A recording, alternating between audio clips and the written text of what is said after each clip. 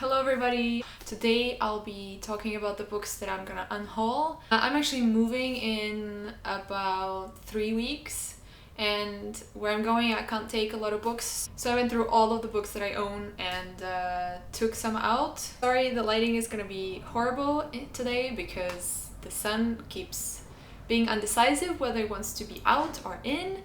So we'll just have to work with it, basically. Anyway, I went through all my books and decided on which one I don't want to keep or I'm not interested in reading, either because I couldn't get through them, or I just have no interest in reading them whatsoever, or I read them and I just don't want to keep them anymore. So the first book I'm going to talk about is this memoir by Felicia Day.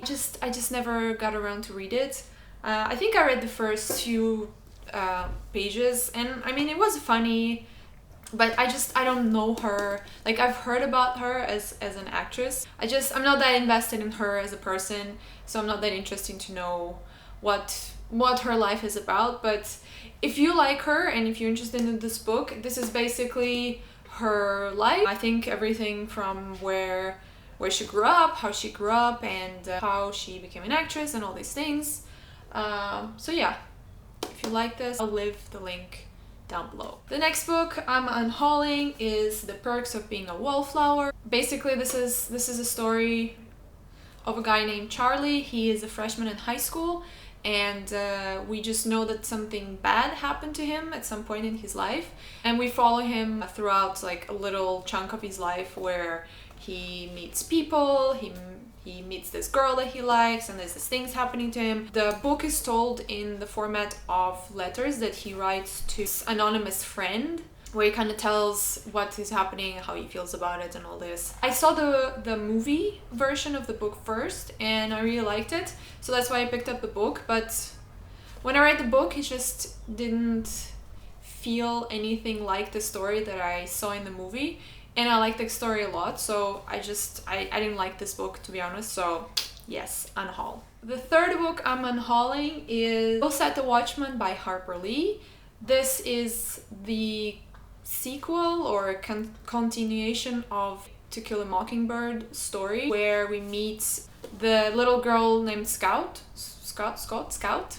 I'm pronouncing it Scout.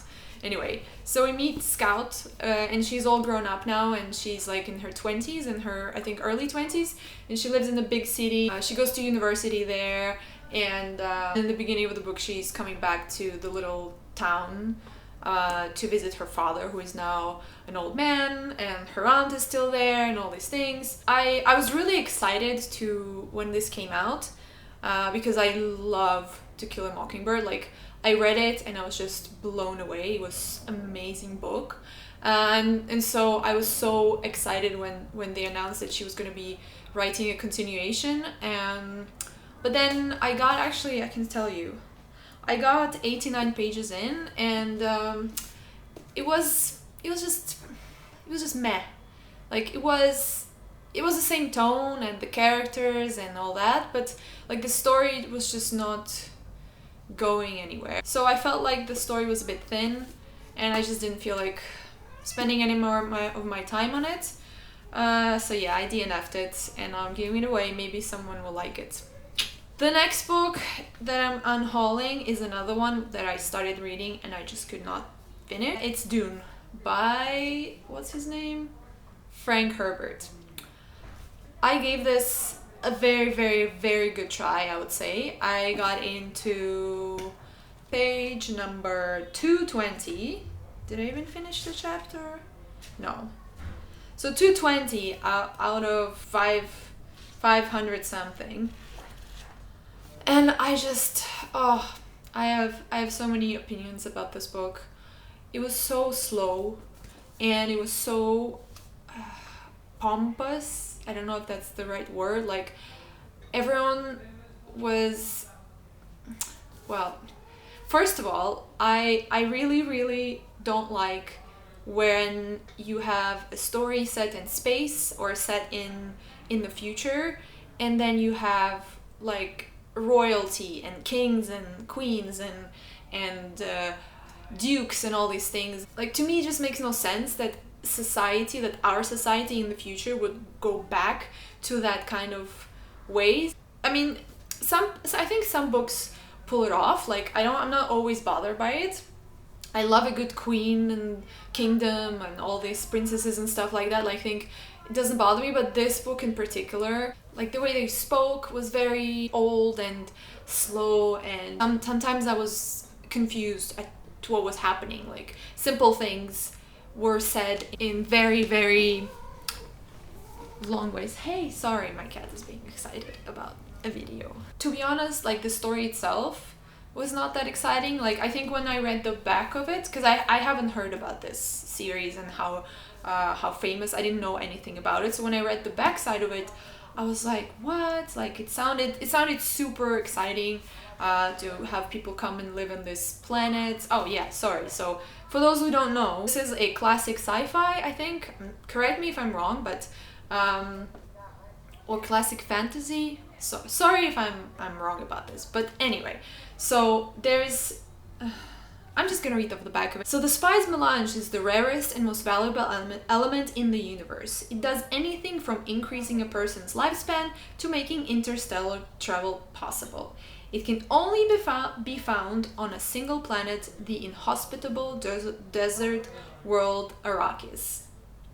Whoever controls Arrakis controls the spies, and whoever controls the spies controls the universe. There's like 4 or 5 houses that want to control this planet, and this one family gets it and everyone is against them, and there's basically this whole thing about them getting it, and then people don't want them to get it, and there's spies, and there's assassinations and all these things, and there's also like a magical system in here, but it's more like, to me it just felt like they were just really good at intuition and really good at persuading people.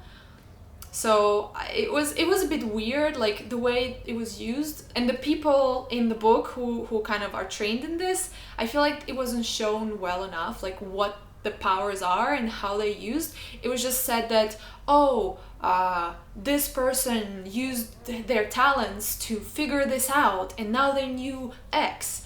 You know, like there was never any details of, oh, this is how they knew or something. And for me, it was a bit like, okay, so you're just telling me that they're really good at this. You're not showing it to me. So that was also another thing that I didn't like about it. So yeah, I DNF'd it. I really didn't feel like I wanted to spend any more time in that universe.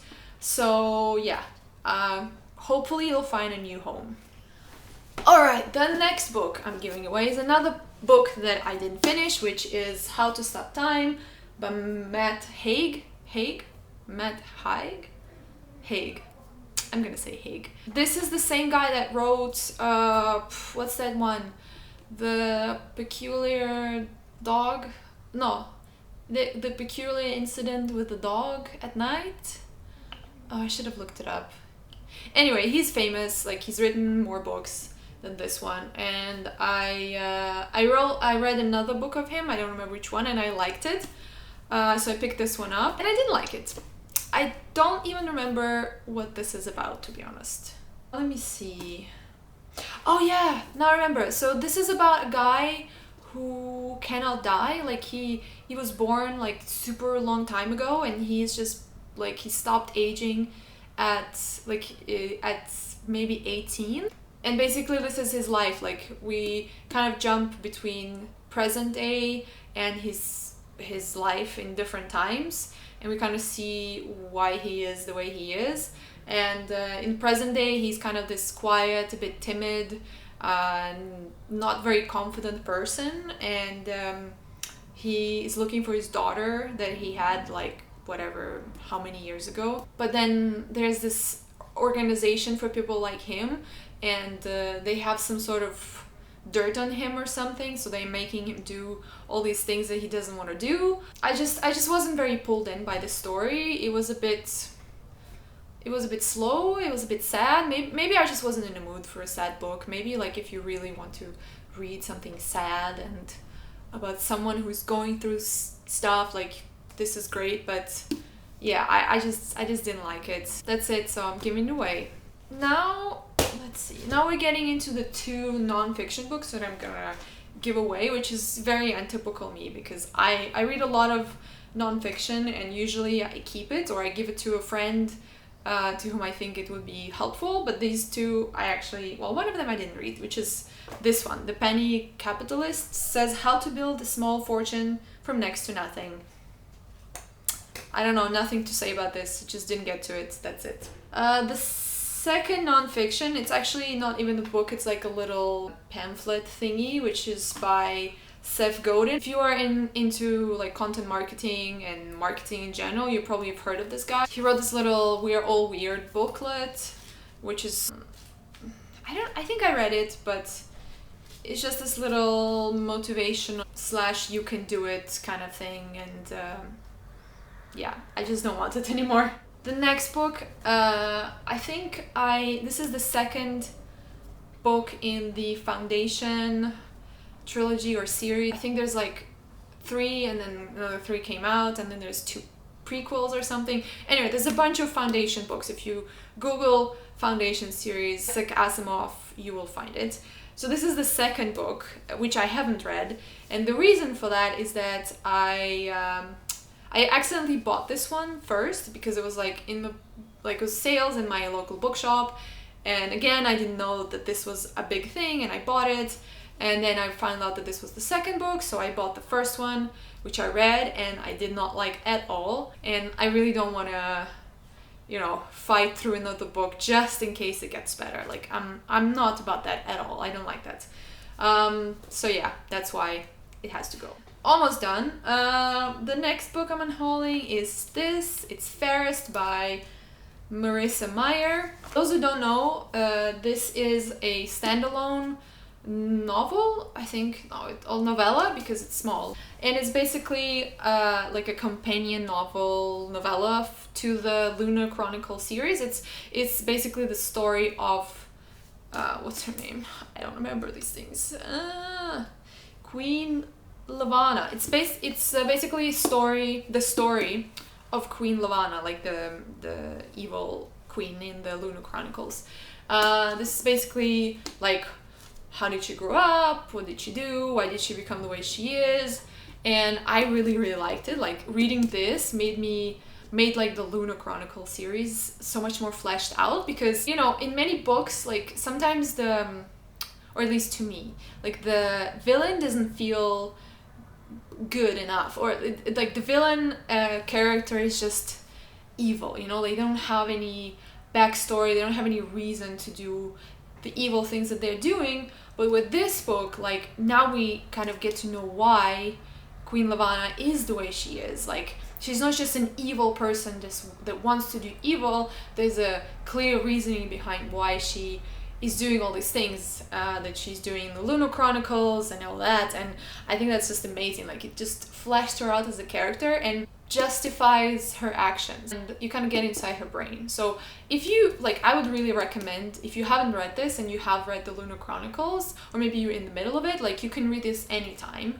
You can even read this before, so you kind of have a bit more backstory. I really like this book, but I don't know, I just don't feel like owning it. The last book is Another Day by David Levithan? Yeah, anyway. This is the companion novel to the book called Every Day, where the guy, girl, or entity wakes up in a new body every day and they fall in love with this girl. So this is basically the same story from the perspective of the girl. And I really, really liked it. Like, I haven't read the Everyday one, but I really want to. Like, I really, really liked the story, but I just don't have space for things. And, you know, some books just have to go sometimes. So this is the one that made the cut, which is really sad. But yeah. Anyway, guys, thank you for watching. I will leave some links down below where you can get the books if you're interested, even though I trashed a lot of them. But yeah, thanks for watching, and I'll see you next time.